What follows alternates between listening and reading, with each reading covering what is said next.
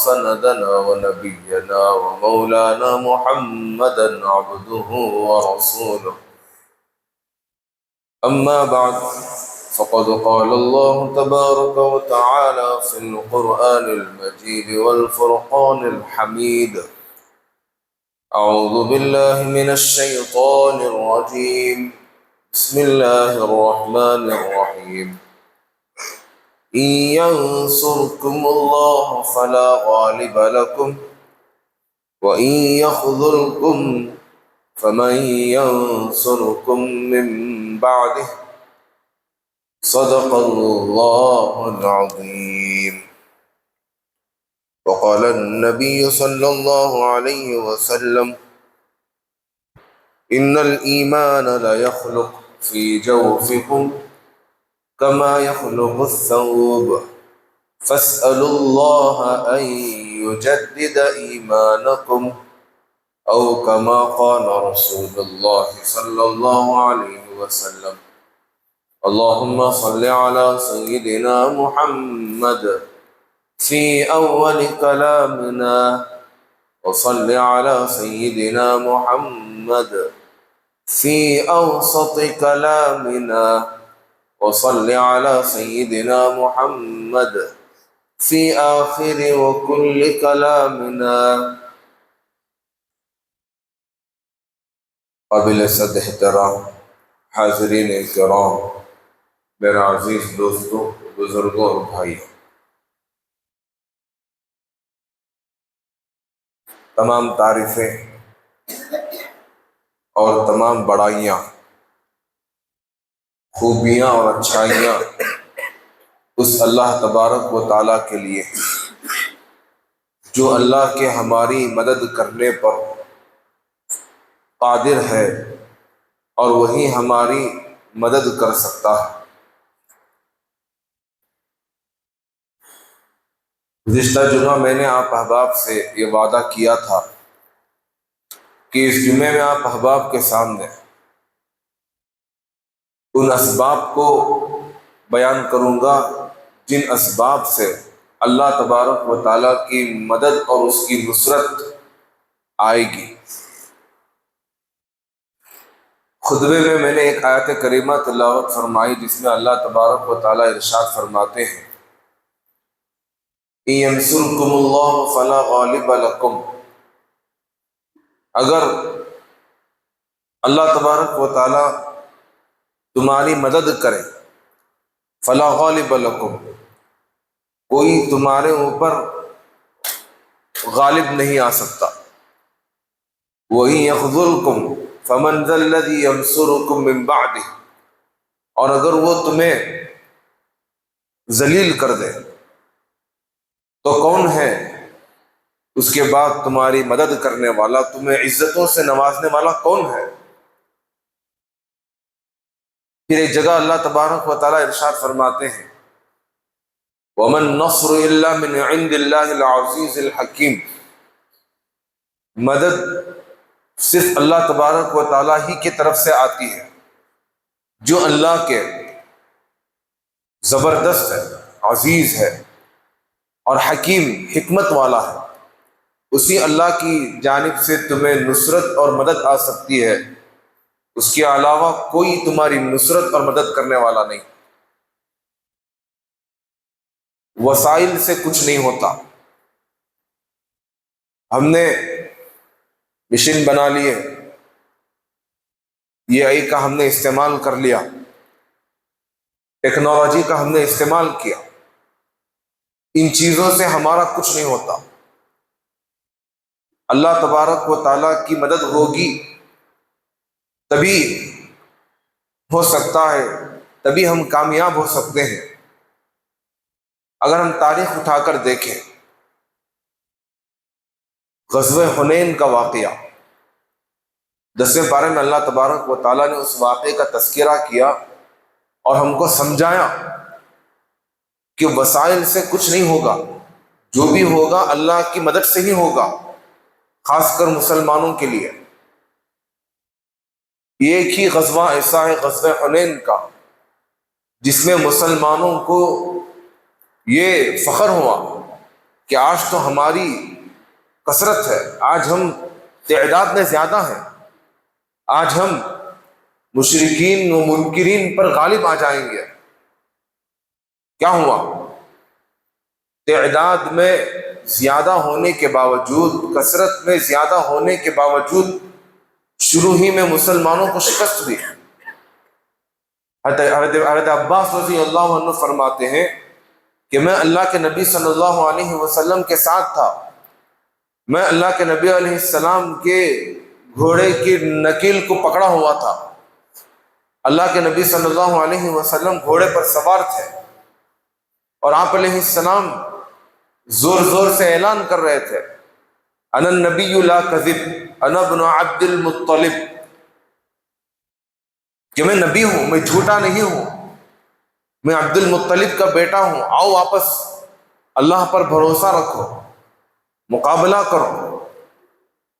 پھر مسلمان اکٹھے ہو کر آئے، اللہ کی مدد آئی، اسباب سے یقین اٹھا، اللہ تبارک و تعالیٰ پر ان کا یقین جا کر ٹکا، پھر جا کر مسلمانوں کو فتح ہوئی۔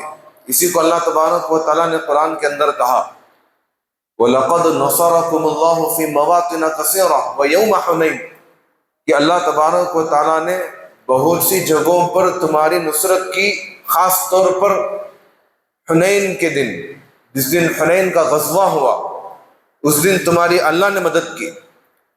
اِذْ أَعْجَبَتْكُمْ كَثْرَتُكُمْ، تمہیں تمہاری کثرت نے تعجب میں ڈال دیا، فخر میں ڈال دیا۔ فَلَمْ تُغْنِ عَنْكُمْ شَيْئًا، تمہاری کثرت تمہیں کچھ کام نہیں آئی۔ فَلَمْ تُغْنِ عَنْكُمْ شَيْئًا وَضَاقَتْ عَلَيْكُمُ الْأَرْضُ، زمین تمہارے اوپر تنگ ہوتی چلی جا رہی تھی۔ ثُمَّ وَلَّيْتُمْ مُدْبِرِينَ، اور تم پیچھے ہوتے گئے۔ پھر اللہ آگے کہتے ہیں، ثُمَّ أَنزَلَ اللَّهُ السَّكِينَةَ، پھر اللہ تبارک و تعالیٰ نے اپنی مدد اور اپنی رحمت اور اپنے سکینے کو تمہارے اوپر نازل کیا، پھر جا کر تم غالب ہوئے۔ تو محترم دوستوں، اللہ تبارک و تعالیٰ کی نصرت اور اللہ تبارک و تعالیٰ کی مدد کے بغیر مسلمان کامیاب نہیں ہو سکتا۔ اگر ہم کامیاب ہونا چاہتے ہیں تو اللہ تبارک و تعالیٰ کی مدد کو حاصل کرنا ہوگا، اللہ کی مدد شامل حال ہوگی، کامیاب ہوں گے۔ تو ان 10 اسباب کو بیان کرنا ہے جن سے اللہ تبارک و تعالیٰ کی مدد دوبارہ ہمارے ساتھ شامل حال ہو سکتی ہے۔ پہلا سبب، اللہ تبارک و تعالیٰ فرماتے ہیں کہ اپنے اندر ایمانی قوت کو پیدا کرو، ایمانی قوت کو حاصل کرو۔ وَلَا تَهِنُوا وَلَا تَحْزَنُوا وَأَنْتُمُ الْأَعْلَوْنَ إِن كُنتُم مُؤْمِنِينَ، تم غمزدہ نہ ہو، ہمت نہ ہارو، تم ہی غالب رہو گے۔ کب؟ اگر تمہارے پاس ایمان کی طاقت ہوگی۔ آج ہمارے پاس ایمانی طاقت نہیں ہے، وہ طاقت چھوڑ کر دیگر طاقتیں ہمارے پاس موجود ہیں۔ نوجوانوں کو دیکھ لیجئے، وہ باڈی بناتے ہیں، کپڑے بھی ایسے پہنتے ہیں کہ ان کی باڈی نظر آئے، ان کے یہ انڈے نظر آنے لگے، معلوم ہو کہ اس کے پاس اتنی قوت اور طاقت ہے۔ اب اگر اسی نوجوان کے پاس سے اگر بلی گزر جائے، اتفاق سے ڈر جائے گا۔ اس کی دکان کے سامنے اگر نیمبو وغیرہ مل جائے، خوف کھائے گا، ڈرے گا، پریشان ہو کر آئے گا، پوچھے گا عاملوں سے کہ وہاں پر تو نیمبو ملا، کیا ہوگا؟ اتنا ڈرے گا۔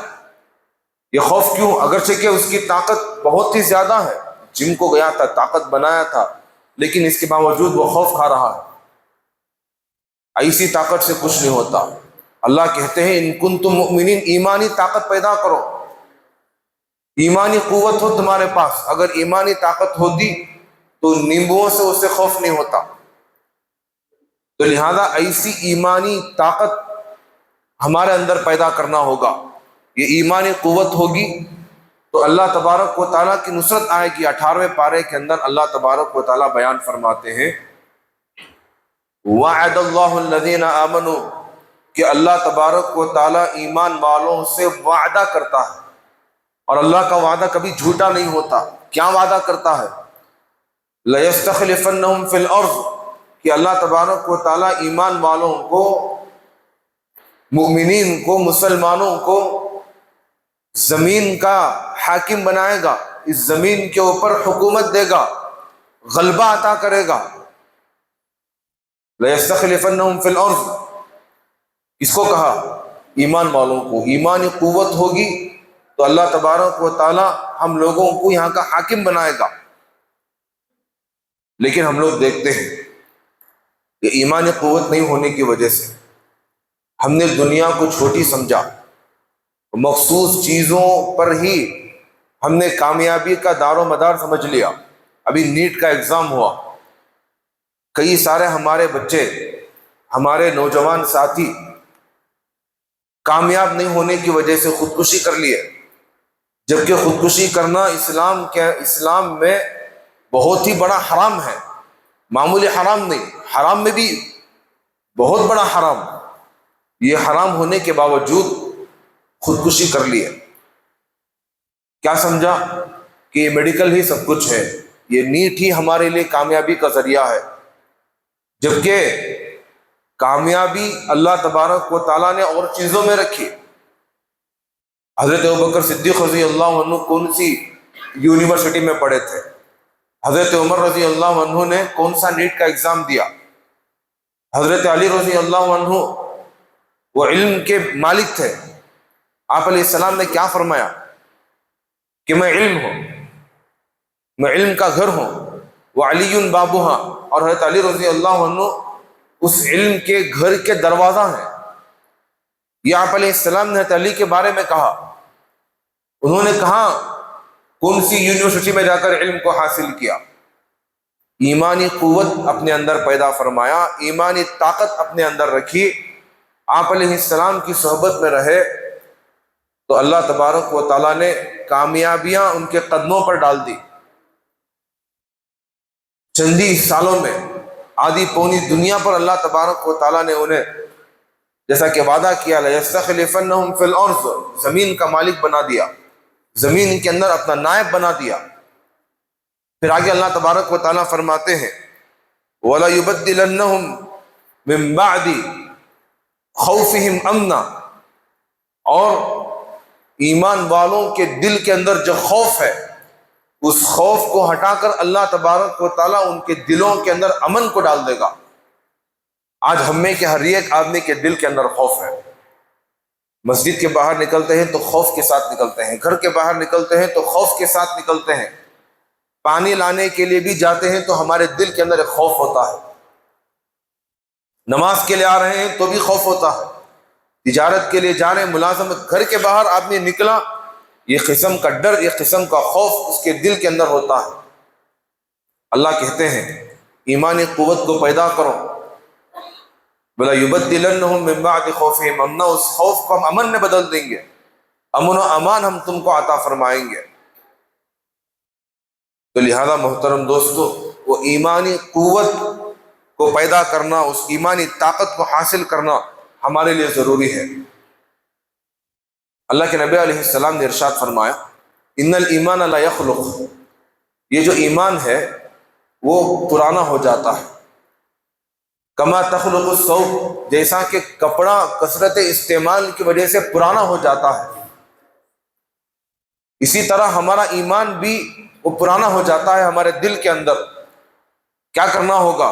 فاسألوا اللہ یجدد ایمانکم، تم اللہ سے مانگو کہ اللہ تبارک و تعالی تمہارے ایمان کو نیا کرے۔ اب وہ ایمان کیسا نیا ہوگا؟ اس ایمان کو نیا بنانے کا کیا طریقہ ہے، کتنے طریقے ہیں، وہ انشاءاللہ کبھی آپ احباب کے سامنے بیان ہوں گے۔ الغرض، تو پہلی چیز اپنے ایمان کو مضبوط کرنا، ایمانی قوت اپنے اندر پیدا کرنا ہے۔ یہ ایمانی قوت ہوگی، اللہ تبارک و تعالیٰ کی نصرت آئے گی۔ دوسری چیز وہ ہے ایمان کے ساتھ عمل کو اختیار کرنا۔ آج ہمارا حال یہ ہو گیا، باتیں بہت ہو گئی، فلاں کتاب میں ایسا لکھا ہوا ہے، فلاں بزرگ نے ایسا کہا، بہت ساری باتیں ہم نے کہی، لیکن کبھی ہمارے اندر عمل نہیں آیا. مسجد کو آئے، جمعے کا بیان ہم نے سنا، جمعے کی نماز سے پہلے ہمارے اندر عمل کرنے کا جذبہ ہوا، نماز بھی ہم نے پڑھی، مسجد کے باہر نکلا، ختم. بہت کچھ باتیں ہم نے سنی لیکن ہمارے اندر عمل نہیں. علامہ اقبال رحمۃ اللہ علیہ انہوں نے بہت ہی بہترین شعر کہا، عمل سے زندگی بنتی ہے جنت بھی جہنم بھی. عمل سے زندگی بنتی ہے جنت بھی جہنم بھی. یہ خاکی اپنی فطرت میں نہ نوری ہے نہ ناری. کیا مطلب ہے؟ اگر آپ نے عمل کرے گا، عمل کرنے کی وجہ سے اس کی زندگی اچھی ہوگی، عمل کرنے کی وجہ سے زندگی بھی اچھی ہوگی، آخرت بھی اس کی اچھی ہوگی. عمل کرے گا جنت میں جائے گا، زندگی بھی اس کی اچھی ہوگی، خوشحالی آئے گی. عمل نہیں کرے گا، زندگی بھی اس کی تباہ ہو جائے گی، ختم ہو جائے گی، اور آخرت میں بھی ہمیشہ ہمیشہ جہنم میں جائے گا. یہ خاکی، یہ انسان جو مٹی سے بنا، یہ اپنی فطرت میں نہ فرشتہ ہے، فرشتوں کو اللہ نے نور سے بنایا، اسی کو کہا نہ نوری ہے. یہ انسان جو مٹی سے بنا وہ نہ ہی فرشتہ ہے نہ ناری ہے. شیطان کو اللہ تبارک و تعالیٰ نے آگ سے بنایا.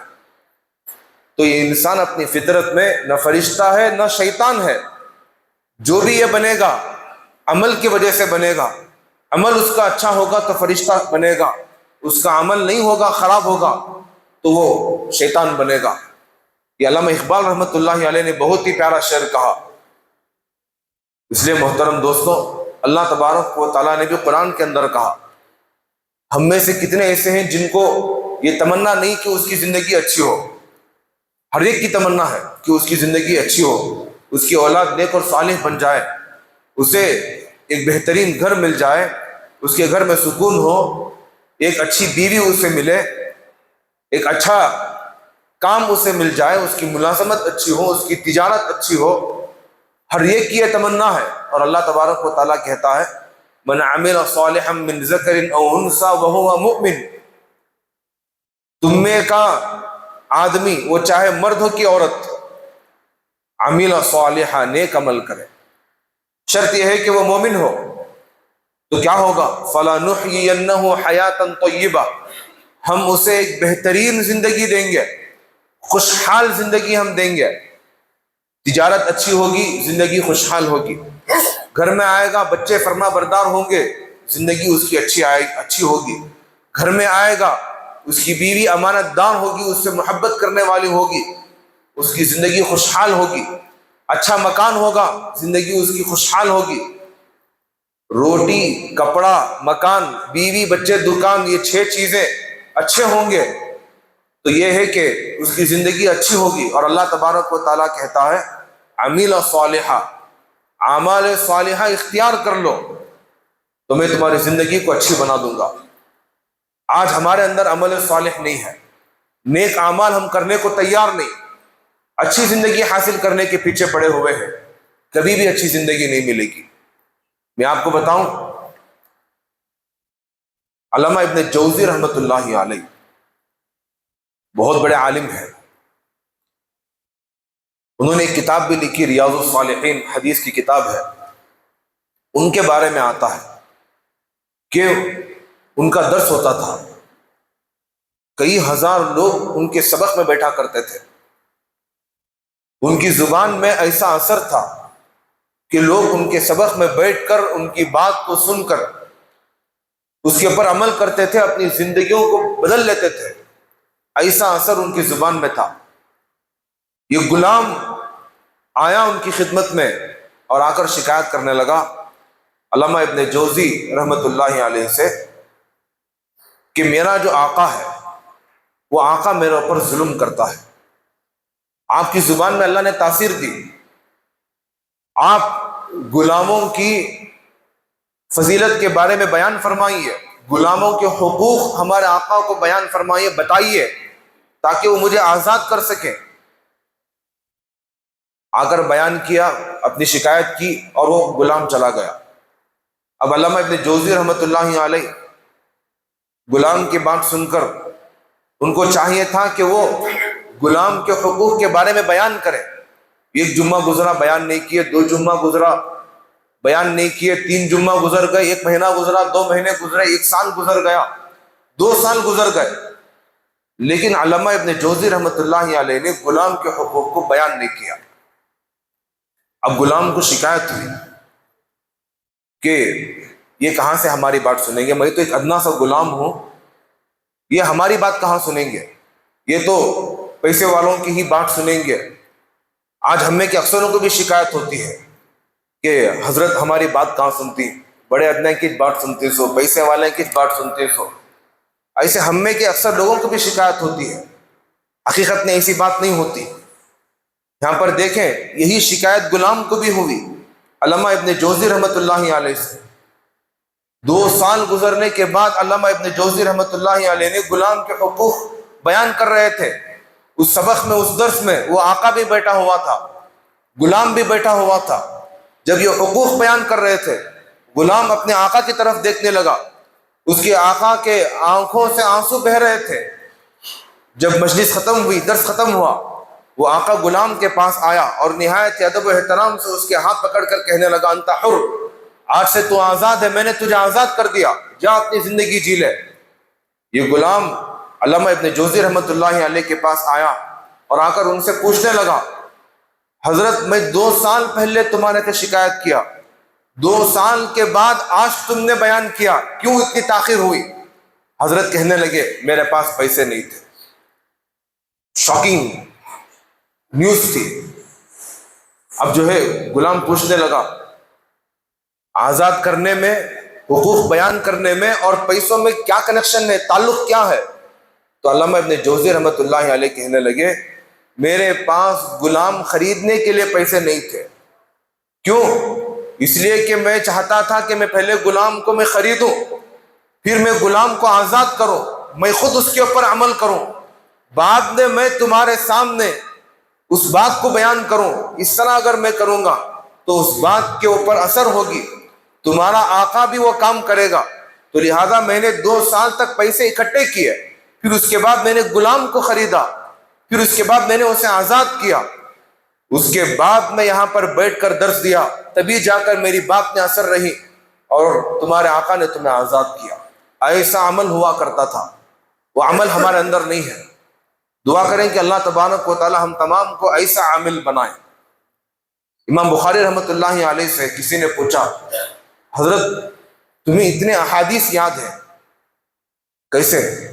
تو امام بخاری رحمۃ اللہ علیہ نے جواب دیا، جب بھی میں کوئی حدیث کو سنتا تو میں اس کے اوپر عمل کرنے کی کوشش کرتا، وہ عمل کرنے کی بدولت ہی آج مجھے اتنے احادیث یاد ہیں.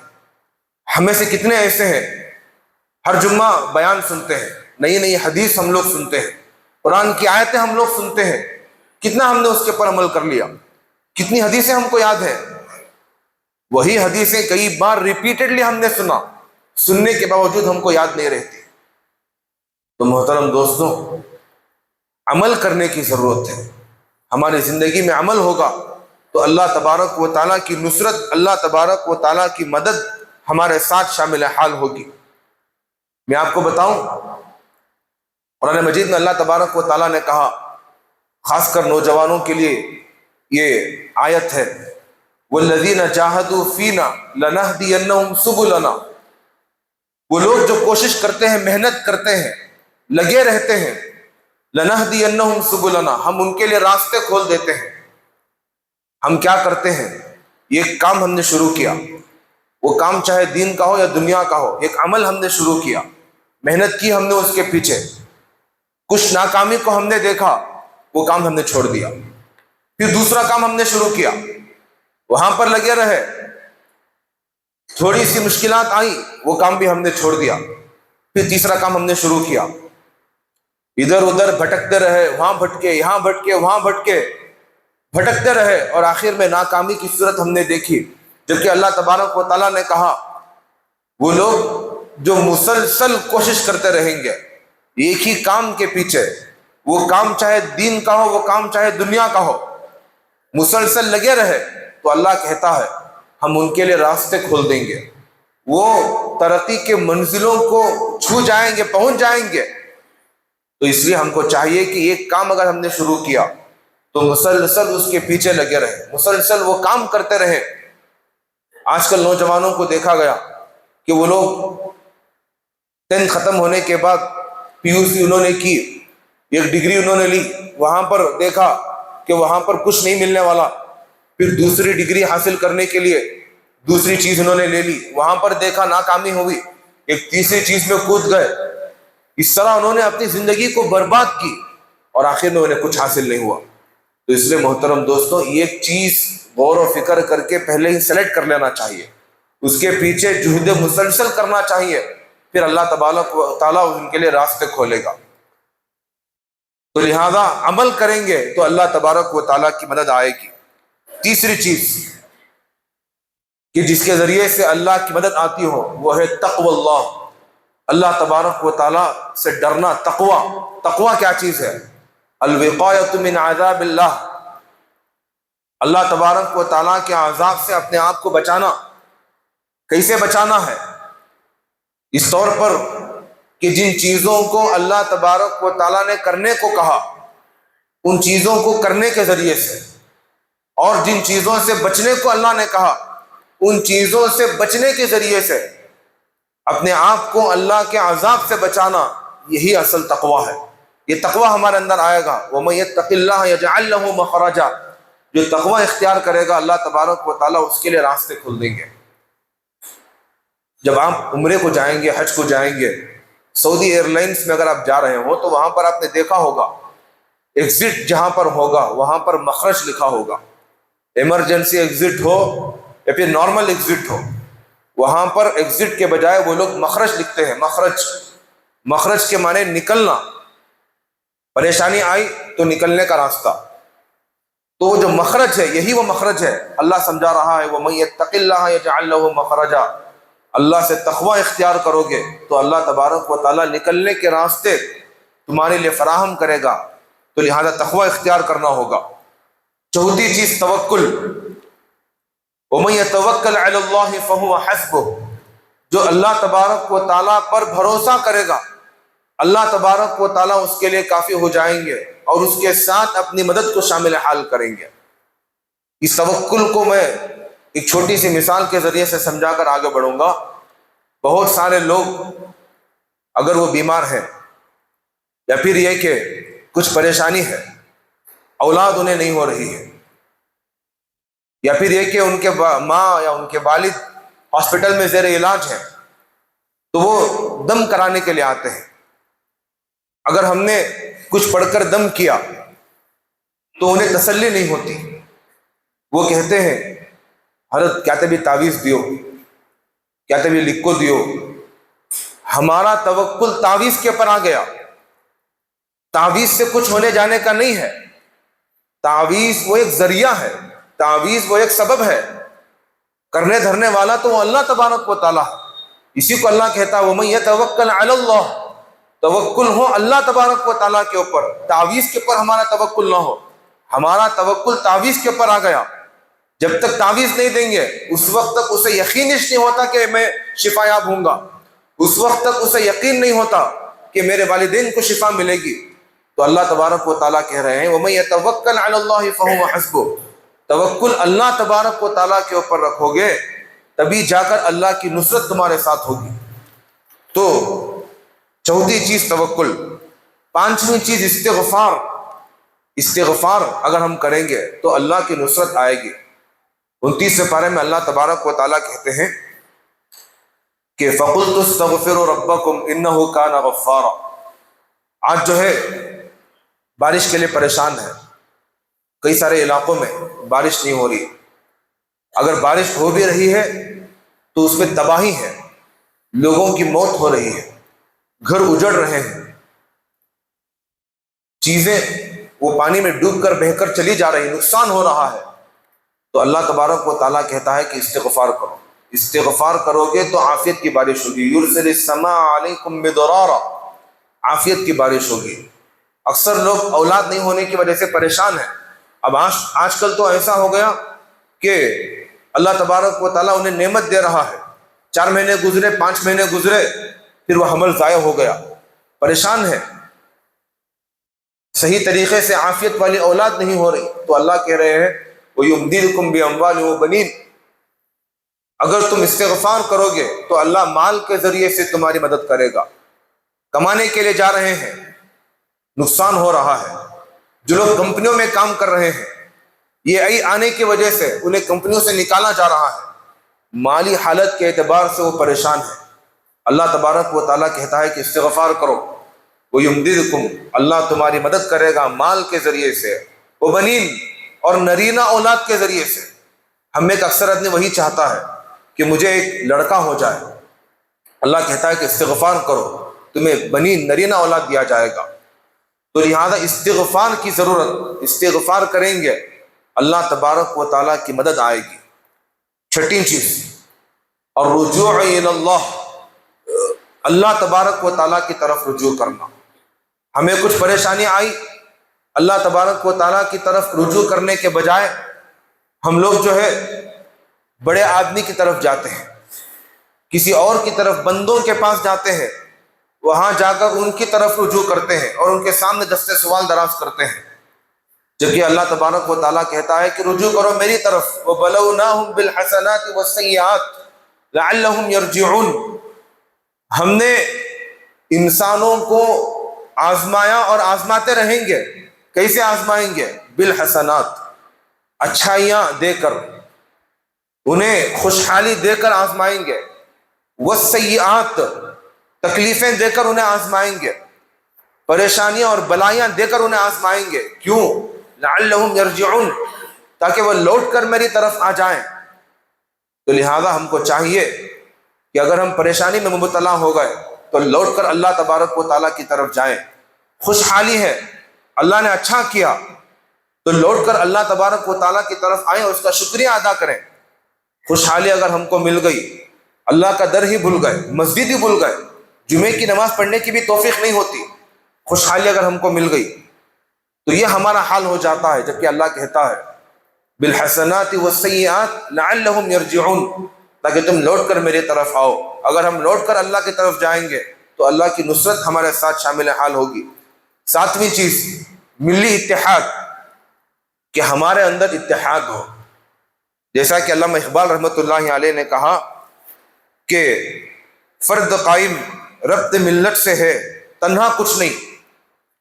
ہم لوگ جو دیکھتے ہیں کہ کوئی فرد کھڑا ہوا ہے تو پوری ملت اس کے ساتھ ہونے کی وجہ سے آج ہماری عزت، ہماری ناموس، ہمارا مال، ہماری آبرو، ہر ایک چیز جو محفوظ ہے وہ ہمارا اجتماعیت کی وجہ سے، ربط ملت کی وجہ سے ہے۔